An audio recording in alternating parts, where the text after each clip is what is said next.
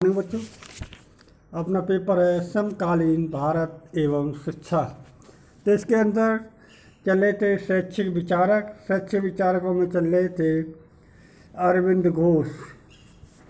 अरविंद घोष का आपने अरविंद दर्शन पढ़ा, फिर अरविंद का राष्ट्रवाद पढ़ा, सर्वज्ञ शिक्षा पढ़ी।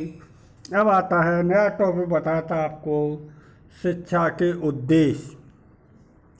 अरविंद के अनुसार वास्तविक जीवनी एवं सच्ची शिक्षा वह है जो बालक की समस्त शक्तियों को उद्बुद्ध कर दे, व्यस्त एवं समिष्ट की संकीर्ण सीमा से निकालकर बालक को मानवतावादी एवं समग्रवादी बनाना है। मनुष्य ने विकास की प्रक्रिया में आत्मा, मस्तिष्क एवं विवेक की शक्तियों तथा स्व का विकास कर लिया है।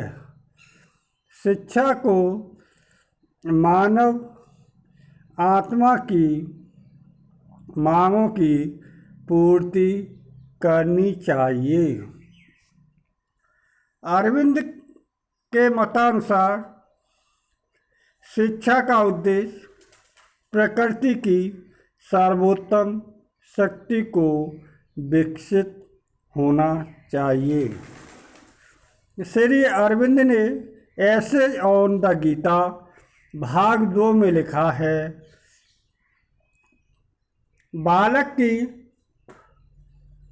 शिक्षा को उसकी प्रकृति में जो कुछ सर्वोत्तम, सर्वाधिक, अंतरंग और जीवनपूर्ण है उसको व्यक्त करना होना चाहिए। मनुष्य की क्रियाएं और विकास जिस सांचे में ढलने चाहिए वह उसके अंतरंग गुण और शक्ति का सांचा है।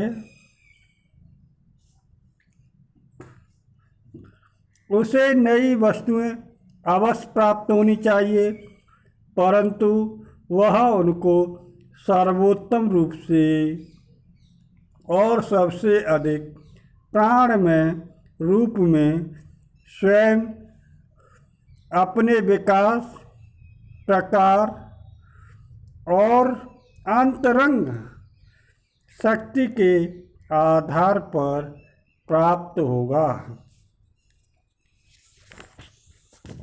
इस प्रकार आत्मशिक्षा ही सच्ची शिक्षा है। विभिन्न प्रकार की सूचनाओं को एकत्र करना शिक्षा नहीं है। मूल रूप से शिक्षा का काम मानव के मस्तिष्क एवं शक्तियों का सृजन करना है। सामान्य मस्तिष्क के अतिरिक्त एक विशिष्ट मस्तिष्क भी होता है जो जीवन एवं विषयों के परे स्थित है और जो इस संसार में अपना प्रकाशन करता है। इस विशिष्ट मस्तिष्क की अनुभूति कराना शिक्षा का उद्देश्य होना चाहिए। श्री अरविंद का मानना है कि निश्चय ही राष्ट्र की भी एक आत्मा होती है। यह आत्मा मानव आत्मा एवं सार्वभौमिक आत्मा के मध्य की कड़ी है। इस प्रकार देखा जाए तो अरविंद अंतर्राष्ट्रीयता के सच्चे उपासक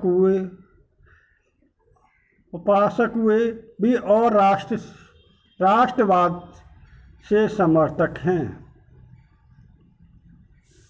और शिक्षा को राष्ट्रीयता पर आधारित करने चाहते थे। इस विषय में अरविंद का निम्नलिखित कथन महत्वपूर्ण है। हम जिस शिक्षा की खोज में हैं वह एक भारतीय आत्मा और आवश्यकता तथा स्वभाव और संस्कृति के उपयुक्त शिक्षा है। केवल ऐसी शिक्षा नहीं है जो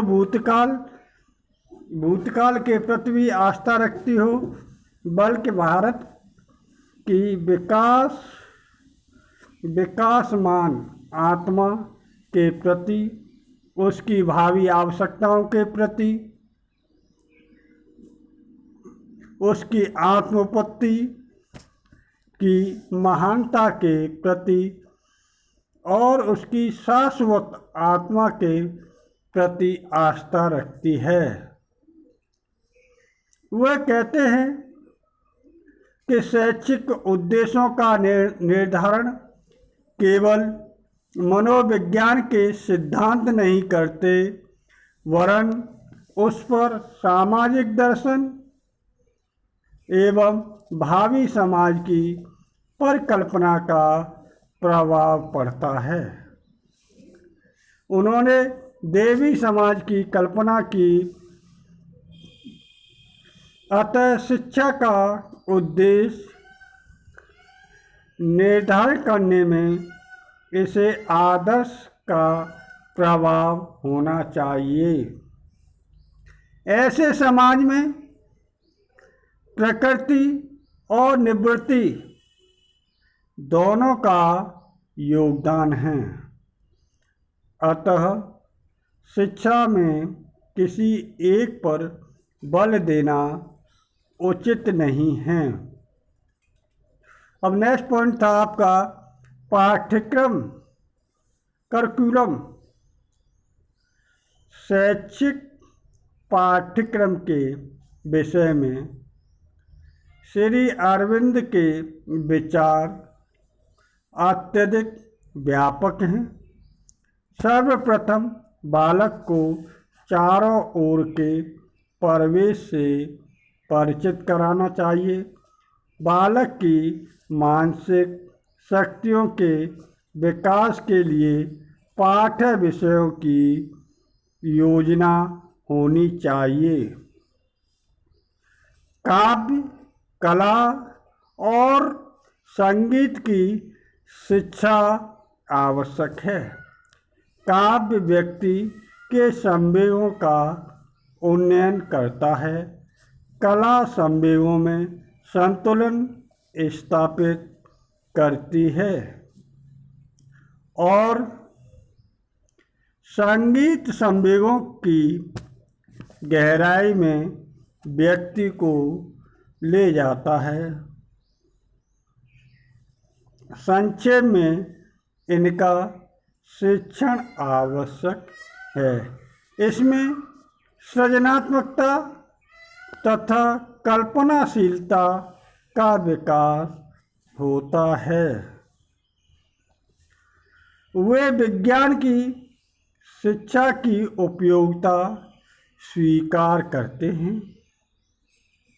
और बुद्धि के दूसरे पक्ष के विकास के लिए इसे आवश्यक बताते हैं। विज्ञान में अन्वेषण, विश्लेषण एवं विवेचन की शक्तियों का विकास होता है।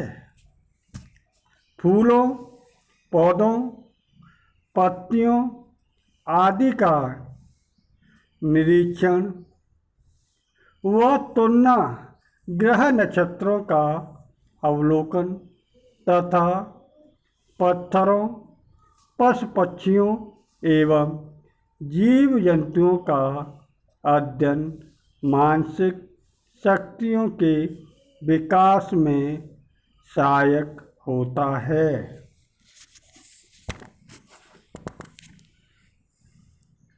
अरविंद के अनुसार वस्तुओं पर ध्यान केंद्रित करने के बाद शब्दों व विचारों पर ध्यान करने का अभ्यास होना चाहिए। इसके लिए भाषा का शिक्षण आवश्यक है। उन्होंने नैतिक शिक्षा का समर्थन किया। वे नैतिकता की दैवी आवश्यकताओं पर आधारित रहते हैं। उनके अनुसार कर्म के रूप में संकल्प की स्वतंत्रता के वे समर्थक हैं। साधन और साध्य का जहाँ तक प्रश्न है, वे कहते हैं कि हमारे साधन उतने ही महान होने चाहिए जैसे कि हमारे साध्य महान हैं, और साध्य को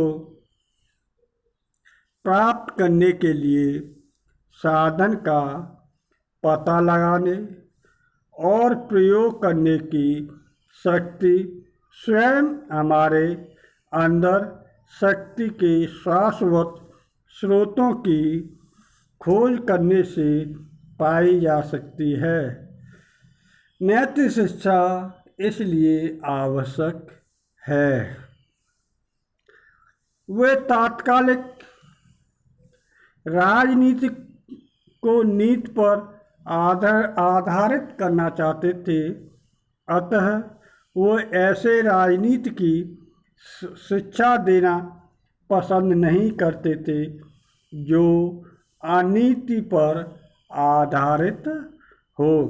वे धार्मिक शिक्षा के महत्व को स्वीकार करते हैं और धर्म के मूल तत्वों को पाठ्यक्रम में सम्मिलित करने का परामर्श देते हैं। उन्होंने धर्म में बुद्धि की भूमिका को सीमित बताया। धर्म केवल वैज्ञानिक नहीं होता, वह सामाजिक भी होता है। आत्मा और प्रकृति के मध्य धर्म मध्यस्थ का कार्य करता है। द ह्यूमन साइकिल में अरविंद लिखते हैं कि धर्म की आवश्यकता है क्योंकि धर्म मनुष्य में वह मूल प्रवृत्ति, विचार और अनुशासन है जिसका लक्ष्य सीधे दैवी सत्ता है,